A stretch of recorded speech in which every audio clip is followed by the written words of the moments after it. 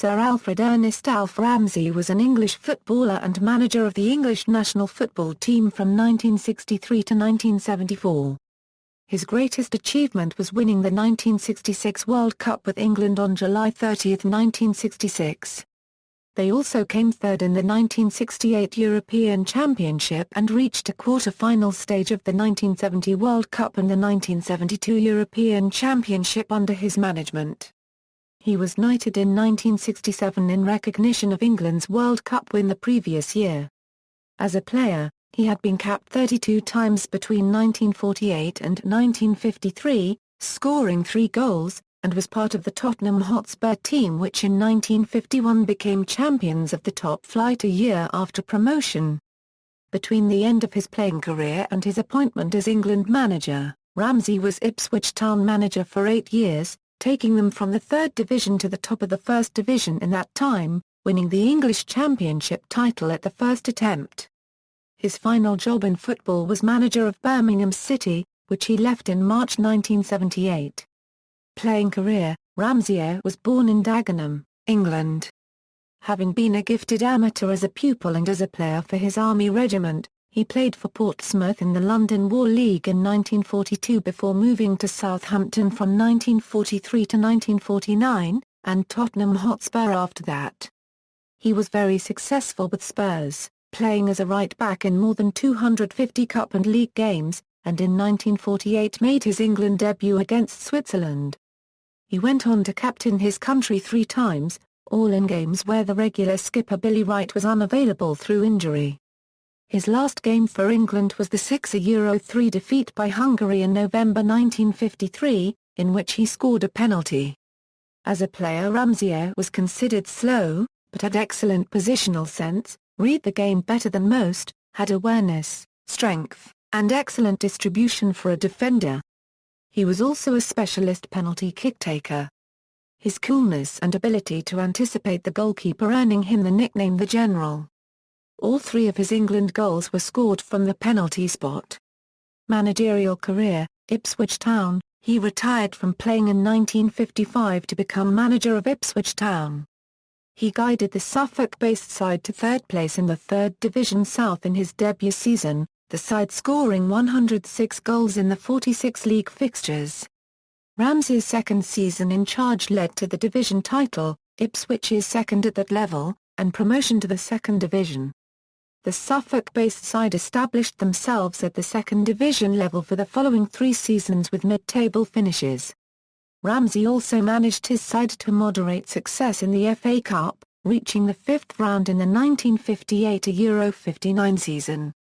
After 3 seasons of mid-table finishes, the 4th brought further success to Portman Road as Ramsey guided the Blues to the 2nd Division title and into the top flight for the first time in the club's history.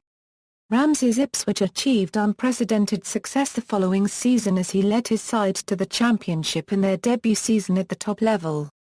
The side had been tipped by virtually all contemporary football pundits and journalists for relegation at the start of the season, making the achievement arguably one of the most remarkable in the history of the league. Ramsey's tactical astuteness, working with a squad of solid but not outstanding players, baffled and astonished the illustrious football clubs against whom Ipswich were playing. Ramsey had found the style he would take to the England job the following April, choosing players to fit his system on the pitch. He left Ipswich Town on April 29, 1963 after 8 seasons having guided them from the 3rd Division South to the very top of English football. England. Ramsey was appointed England manager on October 25, 1962 and immediately caused a stir when he predicted that England would win the next World Cup, which was to be held in England in 1966. This was a bold statement to make, as England's performance on the international stage had been poor up to that point, but managers will often make such predictions, none will say that their teams will stand no chance. The World Cup started in 1930, but England refused to participate until 1950, when they suffered an embarrassing 1-0 defeat at the hands of the USA. When Ramsey took over, he demanded complete control over squad selections. Before Ramsey, Walter Winterbottom had been manager, but selections and other decisions were often carried out by board committees. When Ramsey took over all of these duties, it led to him being referred to as England's first proper manager. Ramsey was a firm but fair manager and was often regarded as difficult by the press. He ran a strict regime with his players and made sure that no one felt that they enjoyed special status, star player or not. In May 1964, after a number of players failed to show up for a meeting in a hotel about a forthcoming tour, amongst them Jimmy Greaves, Bobby Moore and Bobby Charlton, they eventually returned to their rooms to discover their passports left on their beds. His strict regime didn't suit everyone, but the players with real talent and respect for the game responded well to them and had great respect for Ramsey. Very few of those who played for Ramsey spoke ill of him. In the preparations for the 1966 World Cup, Ramsey made sure that no player was confident of a place in the final 22, which resulted in players performing at their highest level. His decision to appoint a young Bobby Moore as captain also showed Ramsey's ability to see great potential in young players. Another one of his abilities was as a master tactician, a quality that he had first shown with his reading of the game as a player. When it came to tactics, Ramsey had revolutionary ideas. Tactics. During his time at Ipswich, Ramsey began experimenting with a new style of play that would eventually lead to success in the World Cup and led to his England team being styled the Wingless Wonders. As natural wingers were not always known for their defensive qualities, Ramsey started dropping them in favour of attacking midfielders who could also drop back into defensive roles. This system proved revolutionary as it often baffled opposing fullbacks, who would naturally expect to see a winger coming down the flank at them once the ball was kicked off. Instead, the attacking midfielders and strikers were taking the ball through the middle of the defence and scoring. This style of play proved successful at Ipswich, but really showed its worth when England travelled to Spain to play a friendly with them before the World Cup. As Bobby Charlton remarked, the Spanish fullbacks were just looking at each other while we were going in droves through the middle. To go to Spain and win easily was a rare achievement for England, and clear evidence that Ramsey's techniques were working. 1964 European Championships. Ramsey's first competitive match as England coach was a preliminary qualification round for the 1964 European Nations Cup. England had been drawn against France for a two-legged knockout fixture to progress to the last 16 qualifiers. The home leg, played under Winterbottom, had been drawn 1-1. Ramsey took charge for the away leg in Paris, which was lost 5-2, England thus being eliminated from the competition. The 1966 World Cup. Because England hosted the 1966 World Cup, the national team qualified automatically. The first group game was against Uruguay, and despite an array of attacking talent, including Jimmy Greaves and Roger Hunt, England were held to a 0-0 draw. Ramsey's statement made 3 years earlier was looking in doubt now, but he remained calm and continued experimenting when his side faced Mexico in the next game. Ramsey was using the 4-3-3 system and for each of the group games used a winger. John Connolly against Uruguay, Terry Payne against Mexico and Ian Callaghan against France. Ramsey dropped Alan Ball and John Connolly and brought in Terry Payne and Martin Peters, whose advanced style of play as a midfielder matched the qualities Ramsey looked for in his system. England beat Mexico 2-0. Ramsey replaced Terry Payne with Ian Callaghan for their final group match, against France. England won 2-0, securing qualification to the knockout rounds. Two difficult situations arose from the final group match, however. After making a vicious tackle and being cautioned, midfielder Nobby Stiles came under fire from senior FIFA officials, who called for Ramsey to drop him from the side. Ramsey was having none of it, and firmly told the FA to inform FIFA that either Stiles would remain in his team or Ramsey himself would resign. Another bad tackle was committed during that match, resulting in Tottenham striker Jimmy Greaves being injured and sidelined for the next few matches. Despite having more experienced strikers in his squad, Ramsey selected young Geoff Hurst as Greaves' replacement, once again seeing potential in the young West Ham forward. The France match also marked Ramsey's final game with a winger. After it, he dropped Ian Callaghan from his side and brought back Alan Ball to strengthen the midfield. For the knockout stages, England's first opponents were Argentina. Ramsey once again showed his tactical awareness, and, now he was no longer using wingers, he decided to switch from 4-3-3 to 4-4-2. With Ball and Peters operating on the flanks, the midfield now boasted Nobby Stiles and Bobby Charlton in the centre. After a violent quarter-final, England won 1-0 thanks to Geoff Hurst latching onto a cross from Martin Peters and heading home a goal. Ramsey came under fire when he stopped his players swapping shirts with the Argentinians in protest at their play and was then reported to have described Argentinian players as animals. In the semi-final, England faced a fluent and skillful Portuguese side containing the tournament's top goal scorer user copyright bio. However, England won a 2-1 victory in a memorable match which saw them concede their first goal of the competition from the penalty spot. Ramsey had found the perfect defensive formula that went unchanged throughout the entire tournament. On July 30, 1966, Ramsey's promise was fulfilled as England became the world champions by beating West Germany in a thrilling final. A lot of Ramsey's tactics and decisions proved their worth in this final. Ramsey came under pressure to restore the fit again Jimmy Greaves to the side, but he stuck to his guns and kept faith with Greaves's replacement, Geoff Hurst, who vindicated Ramsey's judgment by scoring a hat-trick in a 4-2 win at Wembley. Filling his side with a good balance of experience and youth proved vital when the grueling final went to extra time. The youth in the team powered England through extra time. A particular example of this was Alan Ball who, at 21, was the youngest player in the England side. Even in extra time, he never showed signs of tiredness and never stopped running a Euro, famously setting up Hurst's controversial second goal, as well as having a few chances himself. Even as the match ended with Geoff Hurst scoring England's fourth goal, Ball was still running down the pitch in case Hurst needed assistance. Rather than a cross from Hurst, Ball was greeted by a number of England fans running onto the pitch who, thinking that the game was already over, had already started celebrating England's victory. Ramsey remained his usual self during the celebrations, not joining in, but rather opting to let his players soak up their achievement. With his boldly made promise now fulfilled, Ramsey had proved that the 4-4-2 system could work and had assembled an England team that could compete on the highest level due to physical fitness and good tactics. He remains an example to this day and is the only England manager ever to have won the World Cup. 1968 European Championships, England reached a last eight to the 1968 European Championships by amassing the best aggregate record of the four home nations over the 1966 Euro 67 and 1967 Euro 68 seasons. They subsequently defeated Spain home and away to become one of four teams to progress to the finals in Italy.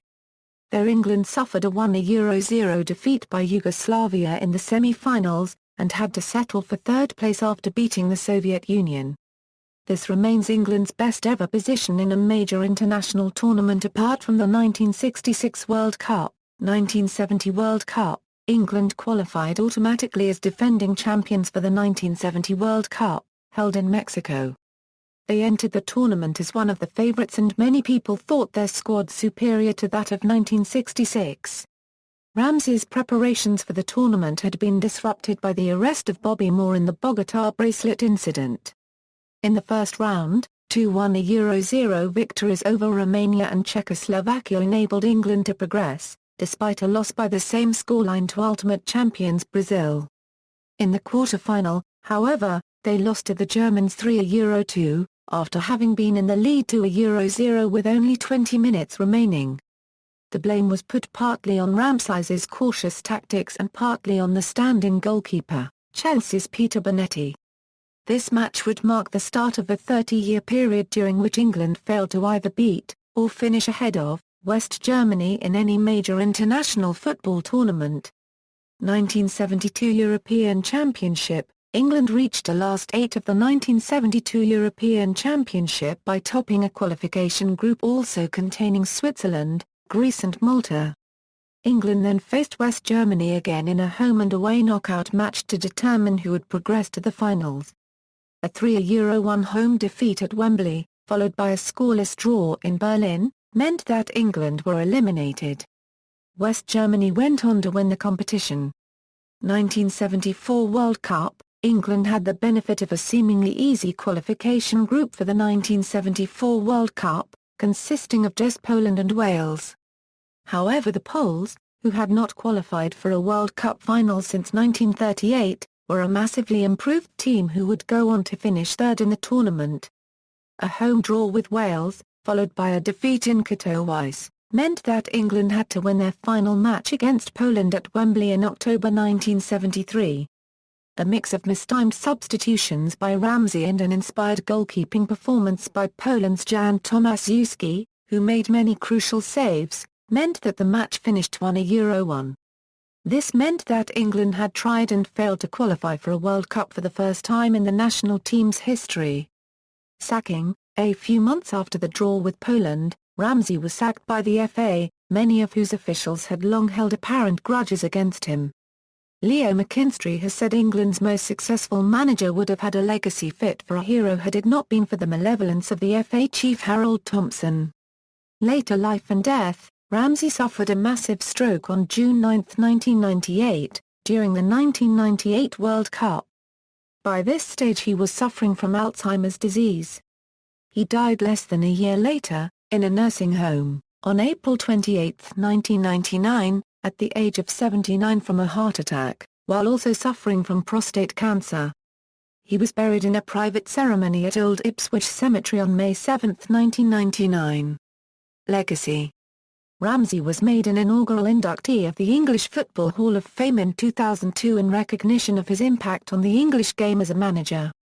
Sir Alf Ramsey Way, formerly Portman's Walk, is a street in Ipswich that was named after Ramsey shortly after his death in honour of his achievements as Ipswich town manager. In 2000, a statue of Ramsey was erected on the corner of the street named after him and Portman Road, at the North Stand Cobbold Stand corner of the stadium. The statue was commissioned by the Ipswich Town Supporters Club after an initial idea by local fan C.N. Salter.